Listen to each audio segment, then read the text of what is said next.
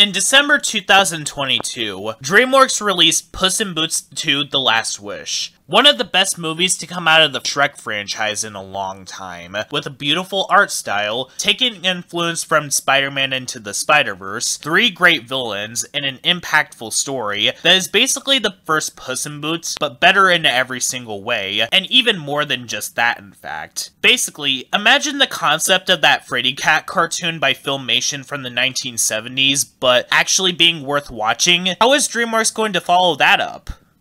Oh yeah, the subject of today's review, Ruby Gillman Teenage Kraken. And boy, this one is complicated. I don't hate this movie by any stretch of the imagination. I mean, it's not good, but I wouldn't consider it bad. It's certainly better than Little Nemo Adventures in Slumberland, but I consider it as being weaker than 9, as I'd say that this film dethrones The Road to El Dorado as the movie that I have the least amount of things to say about out of all the animated movies that I reviewed so far for Sean's yearly reviews. So, what is this movie about? It essentially revolves around the title character, Ruby Gillman. What happens to her in this movie? Well, have you seen Turning Red? That's the best way I could describe this movie. A lot of people before this movie came out made a lot of comparisons to Luca and the fact that the main characters are basically krakens or sea monsters, but in actuality, similar to what I said during my Monster Family review, a similar concept doesn't mean that's the exact same execution.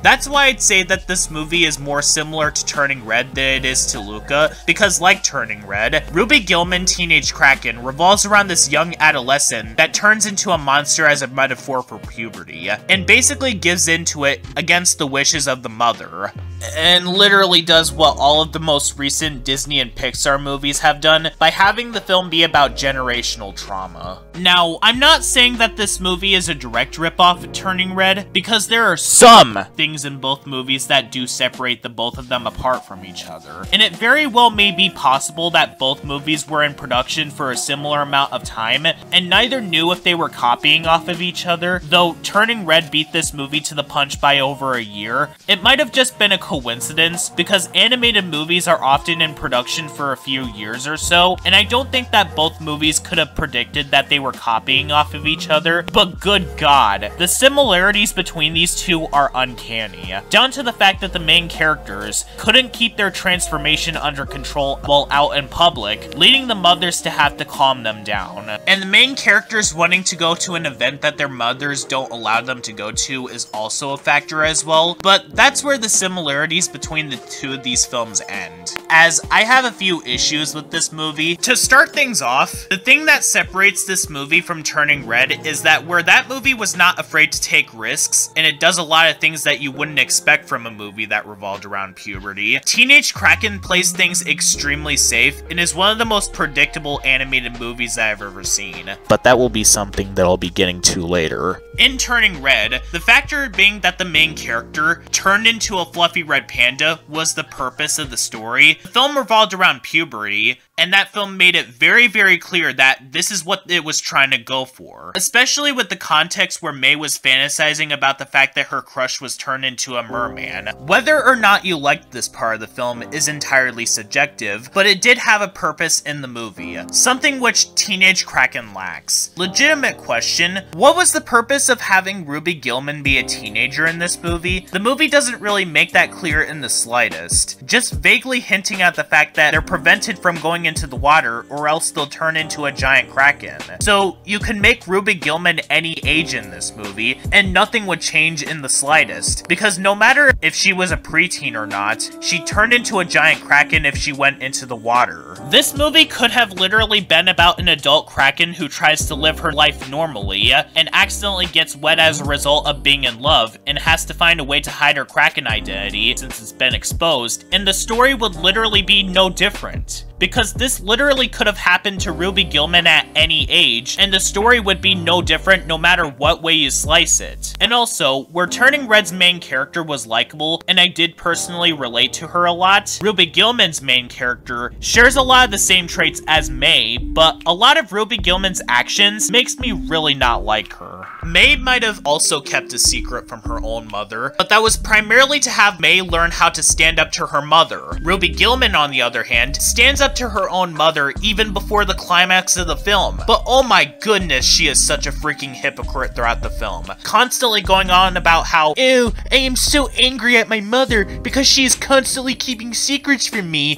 But that begs the question of, why is she doing the exact same thing that she is preaching about her mother doing? And it's not even just her mother that she's doing this with, she's also keeping this secret from her grandmother too, because at no point does she ever let her know that she became friends with Chelsea in the movie. But not only that, and I know this might come off as a little mean, Ruby Gillman can be very stupid in this movie. Legit, when Ruby Gillman's grandmother tells her that mermaids are manipulative, Ruby Gillman goes on to trust someone who is a mermaid anyway, and this took place in the next scene, after she was told not to trust them. Like, if Ruby Gillman didn't know that Chelsea was a mermaid, I'd understand, but this was revealed in the very next scene, after Ruby Gillman gets caught in the fisherman's net, that Chelsea is a mermaid.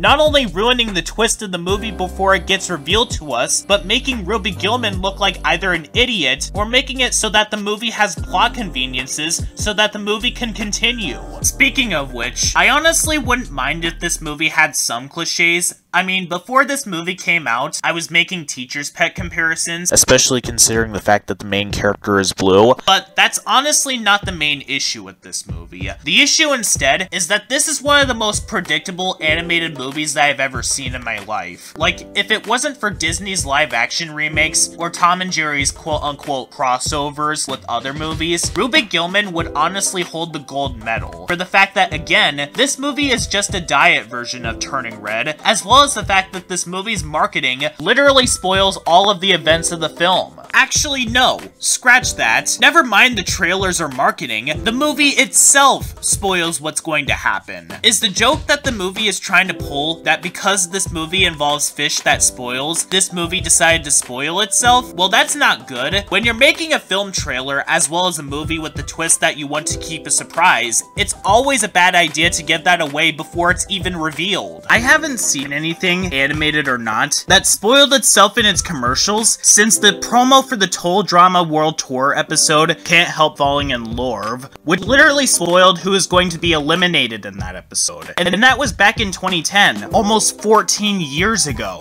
And so, as soon as the twist is given away to us, you can see what's going to happen from a mile away. It's no surprise that Chelsea is the villain of the movie, given what the movie tells us in its exposition dialogue, and especially what is told to us in the trailers. And because the twist is also given away to us, it's also no surprise what Chelsea is trying to do everywhere else. Gee, Chelsea is trying to have Ruby Gillman train so that she could get a Triton from a rib current that is too fast for her. I wonder what's gonna happen. I mean, it's not like I've seen Cloudy with a Chance of Meatballs 1 and 2 do this. It gets up to the point where I'd say that this is DreamWorks' most predictable movie. Not even Trolls, which is often regarded as one of their worst movies, gave the twist away too early, but everything else about this movie, I have very little to talk about. Yeah, just like Little Nemo Adventures in Slumberland, this movie actually has a very divided reaction among it, with some people either really liking it or really hating it. I honestly feel very split about this one, because I was just kind of feeling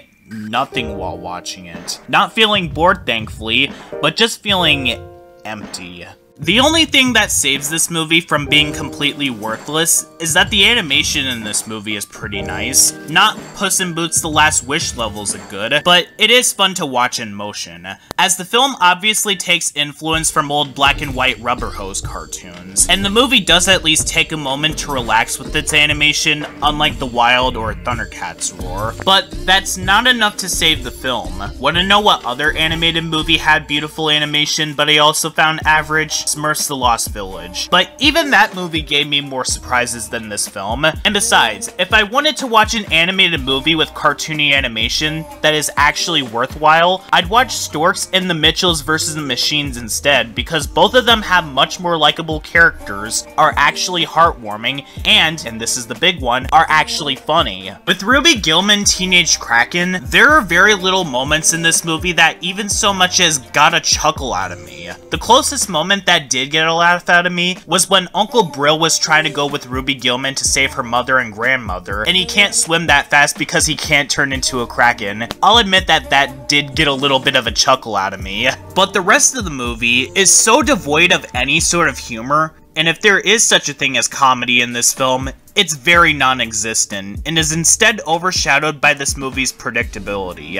I wouldn't go as far as to say that this is DreamWorks' worst movie. It's still better than The Boss Baby because this movie doesn't have as much gross out, and it's at least coherent in what it's trying to go for, but it's definitely one of their weaker movies, at least from the ones that I've actually seen, and is definitely one of the weaker movies that I reviewed so far. If you want to see a diet version of Turning Red that is a lot more tame in its contents that is putting in, I guess that this movie would be a nice alternative, but at the exact same time, I'd rather watch Turning Red than this movie. That movie may also have its issues, and discussing its contents may be more awkward, but that movie at least gave its audience things that they wouldn't expect, had a much more likable cast of characters, and that movie can at least be enjoyable. Ruby Gillman Teenage Kraken, on the other hand, it's exactly what you'd get, but I don't know if that'd be considered a good thing.